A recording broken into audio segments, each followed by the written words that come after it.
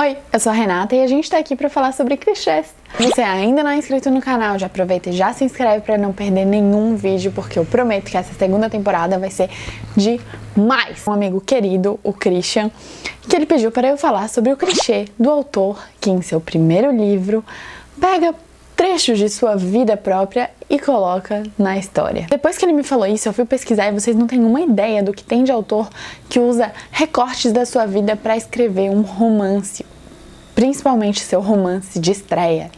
E assim, pra mim, é muito claro porque eles fazem isso. É muito mais fácil você desenvolver uma coisa que está próxima a você do que uma coisa que está completamente distante. Mesmo que seja um mundo fantasioso, que seja uma distopia, que seja... enfim, que seja um romance de época, sei lá.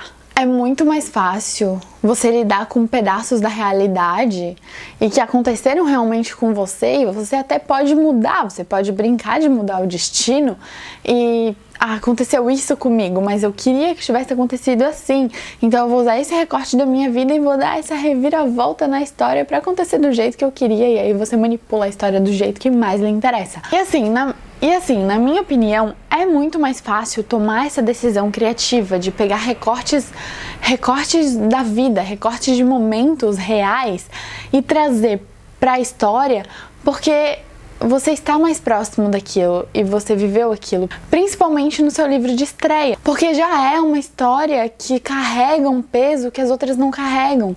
Você não sabe, você não tem ideia nenhuma de se as pessoas vão gostar do jeito que você escreve, você não faz ideia de como vai ser a recepção, você não faz ideia da crítica, você não faz ideia de se você é capaz de fazer aquilo.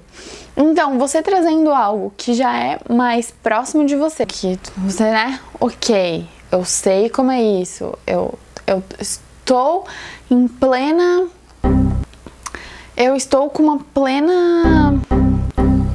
Eu estou em plena segurança do que eu estou falando, é mais fácil do que você trazer uma coisa completamente nova, louca, que nunca aconteceu.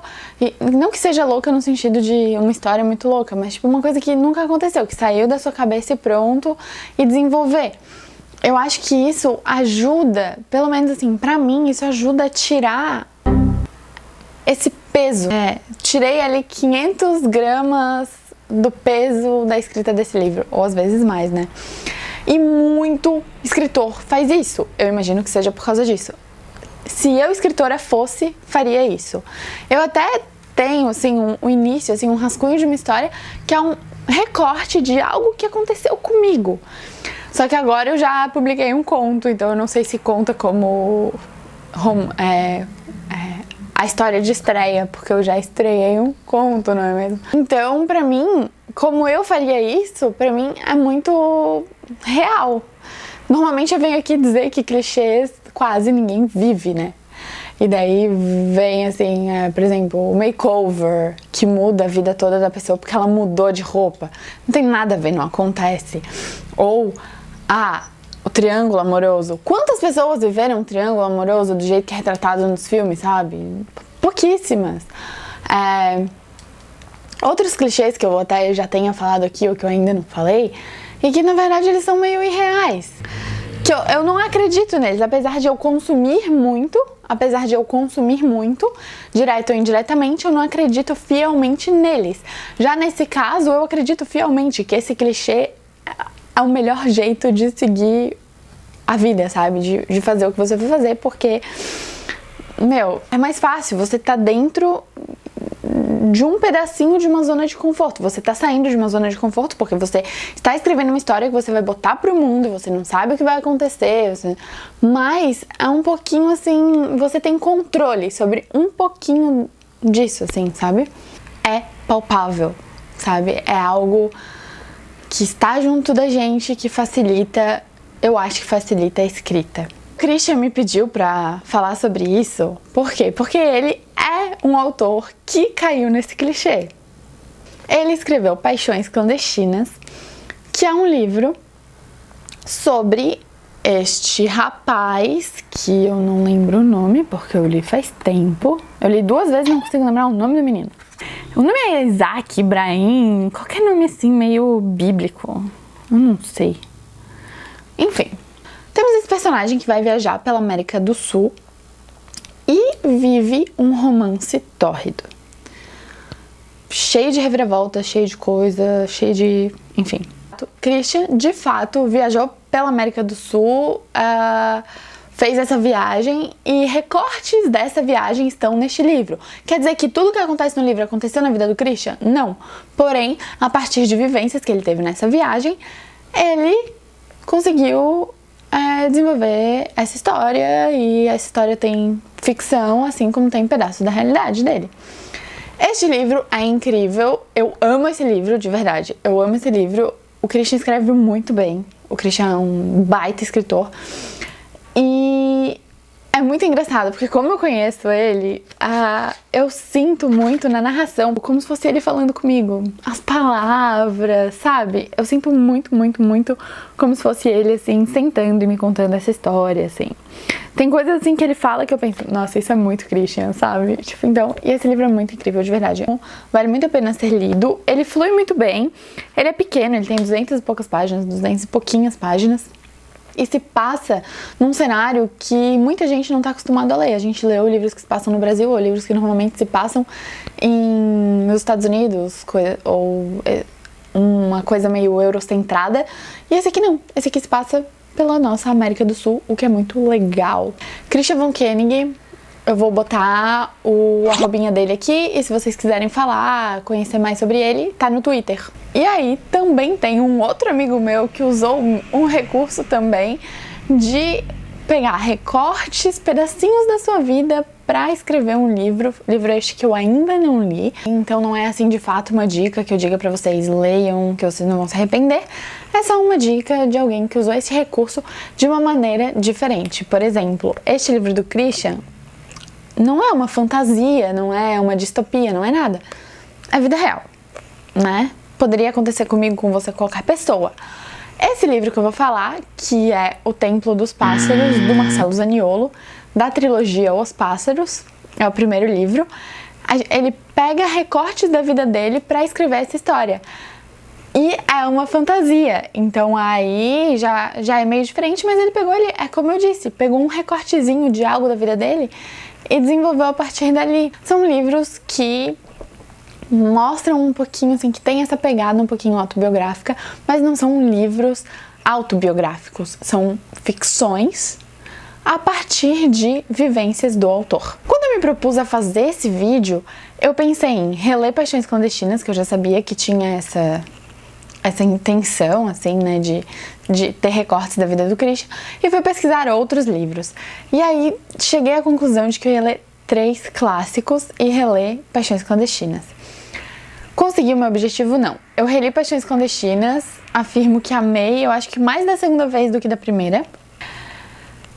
Aí eu fui então pesquisar e cheguei à conclusão que eu leria A Viagem, da Virginia Woolf, Este Lado do Paraíso, do Fitzgerald, e O Retrato do Artista Quando Jovem, do James Joyce. Infelizmente, eu não consegui ler O Retrato do Artista Quando Jovem, porque eu achei um livro muito maçante, cansativo, não me prendeu e eu não consegui evoluir a história. Sei lá, não rolou pra mim, mas é um livro que tem essa pegada um pouco autobiográfica.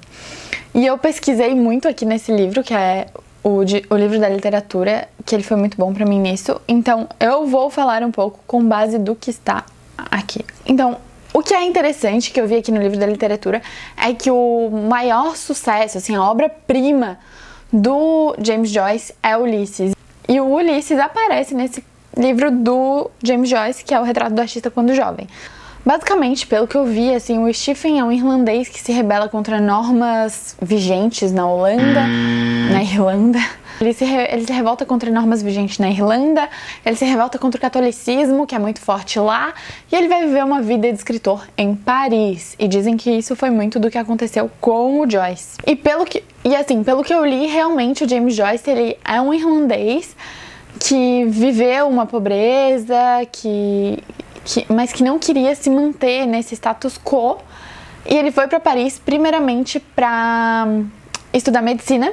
Depois ele teve que voltar para Irlanda, porque a mãe dele ficou doente. E aí depois ele se mudou com a esposa dele para Zurique. E aí ele virou professor, escreveu contos, escreveu 1000 livros, Mentira, não foram 1000 livros. Aí, enfim, ele depois voltou a se mudar pra Paris, já era um escritor famoso, suas obras já eram muito famosas e tal. Então é isso. Aí, A Viagem da Virginia Woolf eu li, e eu já quero dar um aviso, eu li pela versão que está disponível no Kindle Unlimited, que é a versão da Novo Século. Se você for ler, por favor, ouça o que eu vou lhe falar. Vai estar linkado aqui embaixo com o linkzinho de associado da Amazon. Então, se você comprar por esse link, você ajuda o canal com uma pequena comissão. Não leia o prefácio antes de ler a história. Pode parecer besteira o que eu falo, mas não é besteira. O prefácio, ele te diz como acaba a história e é bem deprimente, porque aí você já sabe o que você vai esperar. Essa edição também carece de revisão, ela não é assim, tipo, a melhor edição para se ler, mas também não é nada que diga assim, meu Deus, que livro péssimo. Você entende que é esse probleminha assim de revisão do texto, da tradução, que poderia ser melhor. Mas é um livro muito bom. É um livro que conta a história da Rachel e de uma viagem que ela faz, né? A viagem que ela faz para a América do Sul. Sim, muitos livros passando na América do Sul aqui. Nessa viagem ela conhece várias pessoas, ela viaja com pessoas da sua família, ela conhece várias pessoas. E a Rachel, dizem que a Rachel é tipo essa personificação da Virginia, que a Virginia colocou pedaços de si na Rachel. E cada personagem é um pouquinho de pessoas que passaram na sua vida, de pessoas da sua família. Cada personagem tem traços de pessoas de fato da vida dela. Então são pequenos recortes de pessoas que foram importantes em algum momento por algum motivo e ela achou que eles deveriam estar nessa história. Uma coisa muito legal, que assim como eu falei que o Ulysses aparece em Um Retrato da Chita como jovem, a personagem super icônica da Virginia Woolf, Mrs. Dalloway, aparece junto com o Mr. Dalloway neste livro. E aí depois eles vão aparecer anos depois num outro livro da Virginia, que é o Mrs. Dalloway. Esse livro, A Viagem, a Virginia levou 9 anos para ser escrito, então foi um livro bem difícil para ela. Mas a leitura não é difícil, é uma leitura que flui bem, é uma leitura que, apesar de ser um livro grande, é uma leitura que flui muito bem.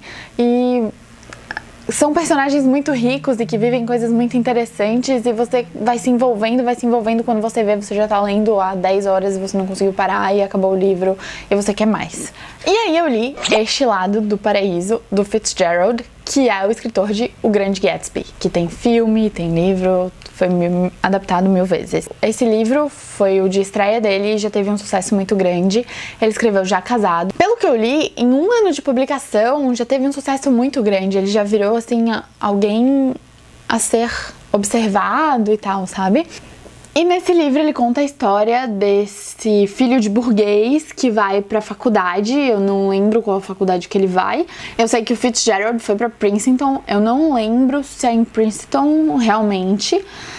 E ele é um cara muito egoísta e que vai viver mais ou menos ali. O livro vai passar mais ou menos ali as experiências dele na faculdade. E dizem que muitas das experiências foram as experiências do Fitzgerald na faculdade. Ele diz isso mesmo, que é um livro que mostrou essa realidade, que os jovens fazem muito sexo e aquela coisa toda, e essa vida louca de faculdade americana, porque está longe dos pais, aquela coisa toda. É um livro bom, eu prefiro A Viagem, mas é um livro muito bom, e eu já tinha lido o Great Gatsby, prefiro Gatsby, mas é um livro ótimo. E eu descobri, eu não tava nem pesquisando pra isso aqui, nem nada, e eu descobri que uma das irmãs Brontë, que são a Charlotte, a Emily e a Anne, que são conhecidas por exemplo, Morro dos Ventos Vivantes, foi escrito pela Emily, Jane Eyre foi escrito pela Charlotte, e Agnes Grey é o romance de estreia da Anne, que mais tarde escreveu A Senhora de Widfell Hall. E a Anne, além de eu ter descoberto que ela faz aniversário junto comigo, eu descobri que Agnes Grey conta a história de uma governanta e que a Anne usou a experiência dela enquanto governanta de uma casa para contar as histórias de Agnes. Então tem muita coisa ali que é coisas que ela viveu realmente. Fica aí mais uma dica de um livro que foi um livro de estreia de um autor que pegou pedaços de sua vida para contar uma história. Quem sabe isso inspire você a pegar um pedaço de história da sua vida e escrever. Quem sabe? Publica no Swig, publica no Wattpad se você tem vontade. Muitos autores se utilizam desse clichê de pegar pedaços da sua vida para escrever sua primeira história. Não sei se é pelo fato do que eu falei, mas eu acredito que seja pelo fato de ser mais fácil você lidar com uma coisa que aconteceu, com uma coisa que está mais próxima a você. E eu queria saber se vocês conhecem outros autores que escreveram esse tipo de livro e o que vocês acharam desses livros. Se vocês já leram algum dos livros que eu falei, por favor, me digam o que vocês acharam na caixa de comentários, eu vou adorar trocar ideia com vocês. Como eu já disse, se inscreve no canal, ativa o sininho, deixa comentário, aperta o botão de curtir, sério, porque assim, eu tenho planos muito legais pra essa nova temporada do De Clichê em Clichê. Vai ser um prazer dividir todos esses planos com você. Eu espero que você tenha gostado do vídeo. Se gostou, não esquece de conversar aqui comigo sobre isso, sobre esse clichê, ou pedir outros clichês também que eu posso vir aqui e falar sobre eles pra vocês. Um grande beijo e até a próxima. Tchau!